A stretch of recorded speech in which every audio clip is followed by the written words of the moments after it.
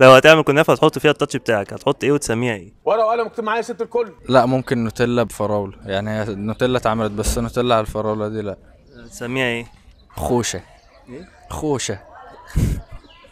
يعني ايه خوش؟ مش عارف. كنافة ديدي واحط عليها مثلا بيستاشيو ولا حاجة. ايه البوستاشيو؟ اللي هو اسمه ايه؟ فستق. فستق بس عشان بحبه قوي. بس اسمه بوستاشيو؟ بيستاشيو. سبحان الله.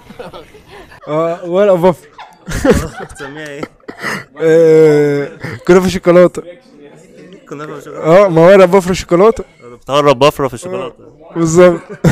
انت ضارب ايه؟ ها؟ ضارب ايه؟ انت ضارب ايه؟ ده ولا دخلها بحالها. نحط فيها بسطرمه ونسميها الحسومه. الايه؟ الحسومه يعني ايه حسوم؟ عشان حسام فهيبقى حسومه. اللهم لا تحاسبنا بما فعل السفهاء منا يا رب العالمين.